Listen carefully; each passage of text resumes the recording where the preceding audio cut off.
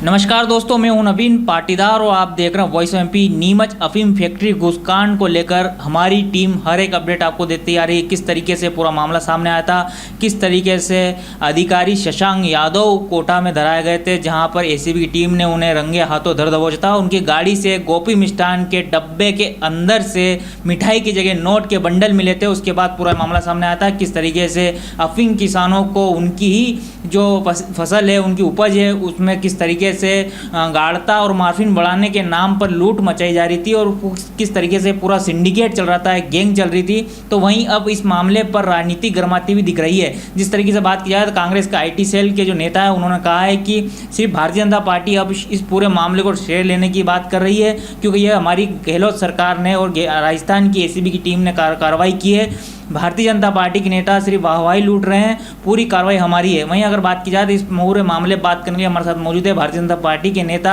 युवा नेता बबलू विश्वदेव शर्मा। उनसे बात करेंगे किस तरीके कांग्रेस के आरोप है और उस आरोप को लेकर वे क्या कहते हैं बबलू भैया? नमस्कार नवीन भैया। कांग्रेस का काम है आरोप लगाना, वे ज़मीन पे कहीं है नहीं।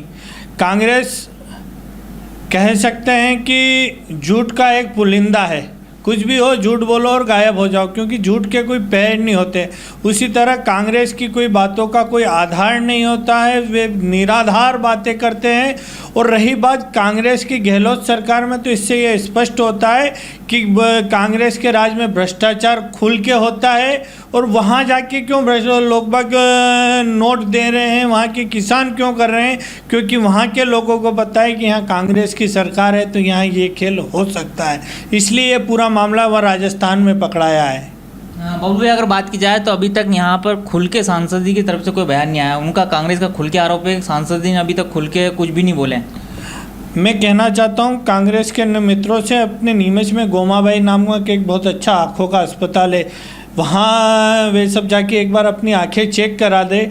जैसे ही माननीय सांसद जी सुधीर जी गुप्ता को यह विषय ध्यान में आया, वे तत्काल वित्त मंत्री निर्मला सीतारमण जी से मिले और सीसीएफ मतलब कह सकते हैं कि क्वालिटी कंट्रोल बोर्ड जो है दिल्ली में, इसका हेड है अपने नारकोटिक्स का, उस विभाग के मुखिया से मिले, पूरी विषय को रखा और कठोर से कठोर कार्रवाई हो इसके लिए चर्चा की है। और मैं विश्वास देना चाहता हूँ वॉइस ऑफ एमपी के माध्यम से कि ये नीमच है। 1857 की पहली क्रांति भी यहीं हुई थी, तो नीमच में कोई गड़बड़ी हो यह तो संभव ही नहीं है। और भारतीय जनता पार्टी की सरकार और सरकार के मुखिया, चाहे प्रदेश के प्रधानमंत्री नरेंद्र मोदी हो या शिवराज सिंह चौहान हो, जीरो टॉलरेंस की नीति पर काम कर रहे हैं। उसका ही परिणाम हम देखते हैं कि कांग्रेस के समय में जो सिंडिकेट पनपते थे, आज भाजपा के समय में वे सिंडिकेट सड़ने की कगार पर आ गए हैं।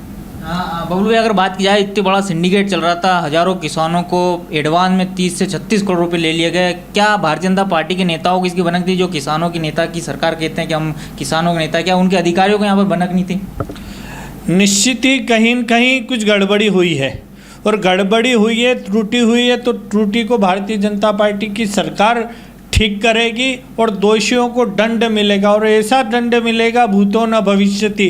किसान के पसीने को अगर कोई चूसने का काम करेगा तो भारतीय जनता पार्टी की सरकार, हमारे सांसद और हमारे विधायक, हमारे प्रधानमंत्री, हमारे मुख्यमंत्री किसी भी कीमत पर दोषी। अगर मैं तो कहता हूं कि इस पूरे सिंडिकेट में अगर कहीं भाजपा का एक भी कार्यकर्ता आ गया है तो सबसे पहले उस पर कठोर कार्रवाई होनी चाहिए। हम चाहते हैं कि, चूँकि मैं दावे के साथ कह सकता हूं कि भारतीय जनता पार्टी का कोई कार्यकर्ता ऐसे गोरख धंधे में नहीं रहेंगे। अगर शशांक मिश्रा का या शशांक यादव का हम नार्को टेस्ट करें तो उसमें जो लिस्ट निकलेगी सभी कांग्रेसियों के नाम सामने आ जाएंगे। मैं कांग्रेस से चैलेंज करता हूं, एक बार शशांक मिश्रा से यादव से कहें कि वे अपना नार्को टेस्ट करा ले, दूध का दूध पानी का पानी हो जाएगा। क्या आप भारतीय जनता पार्टी के बड़े नेता माने जाते हैं, आपकी पहुंच दिल्ली और भोपाल तक है, तो क्या मानते हैं आप क्या सीबीआई जांच की मांग अपनी पार्टी के नेताओं के सांसद के जरिए आप करेंगे? क्या नार्को टेस्ट की मांग करेंगे?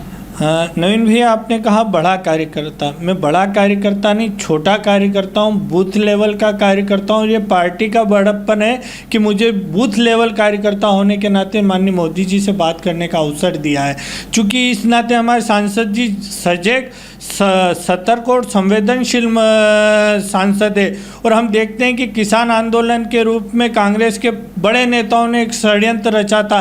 पूरे मध्य प्रदेश में मंदसौर जिले को देश में कलंकित करने का काम कांग्रेस के लोगों ने करा है और कहते हैं जनता जनार्दन की अदालत सबसे बड़ी अदालत होती। जब भारतीय जनता पार्टी 2018 में विधानसभा में चुनाव में गई हो या 2019 के चुनाव में गई हो, दो ही चुनावों में भारतीय जनता पार्टी को यहाँ के संसदीय क्षेत्र के 8 ही विधानसभाओं में भारतीय जनता पार्टी के लोगों को जीता है। क्योंकि किसान हो या आम लोग, सबको विश्वास है कि भारतीय जनता पार्टी का कार्यकर्ता है तो शुचिता की राजनीति करता है, तथ्य और तर्क के आधार पर काम करता है, कभी दोषियों को संरक्षण नहीं देगा। यह भारतीय जनता पार्टी के नसों में है कि हम अपराधियों को संरक्षण नहीं देते हैं। और यही कारण है कि जब भी इस तरह की गड़बड़ी हुई है तो उस पर कठोर कार्रवाई हुई है। बाबुल भाई, एक सबसे बड़ा सवाल उठता है कि जब भी अगर कोई आम किसान होता, आम आदमी होता है या फिर इस तरह की कोई गड़बड़ी पाई जाती है एनडीपीएस एक्ट में जो प्रावधान है, उनके खिलाफ झट से पुलिस विभाग एनडीपीएस एक्ट में मामला दर्ज कर देती, चाहे किसान हो या कोई भी हो। लेकिन अधिकारी के जो इस विभाग से जुड़े उन्होंने इस तरह की गड़बड़ी की है, तो क्या नहीं मानते कि इनके खिलाफ भी एनडीपीएस एक्ट में मामला दर्ज होना चाहिए? और उनको बिल्कुल स्वागत करता हूँ आपके प्रश्न का, और निश्चित होना चाहिए क्योंकि अब समय आ गया है कि हमको पत्तों को सींचने से काम नहीं चलेगा, अब जड़ को सींचना पड़ेगा।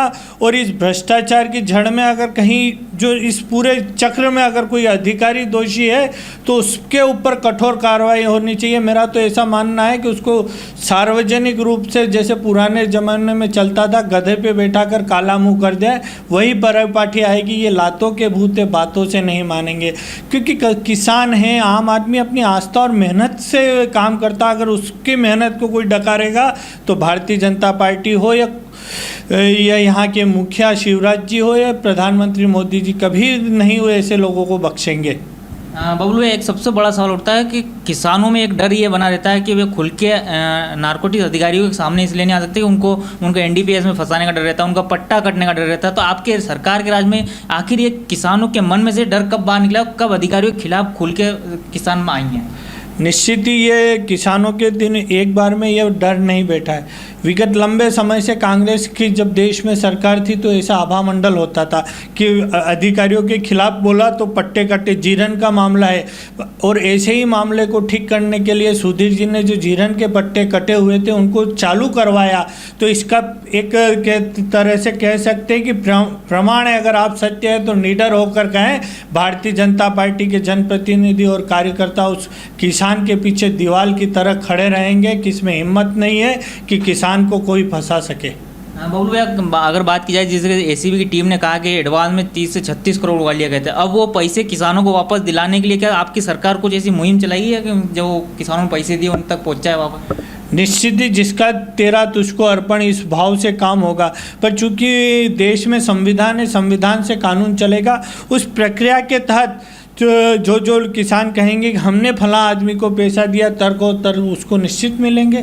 पर आना तो पड़ेगा, लड़ना तो पड़ेगा, जो लड़ेगा वही आगे बढ़ेगा। तो निश्चित अपने हक के लिए तो लड़ना पड़ेगा और किसान भी आगे आके लड़े।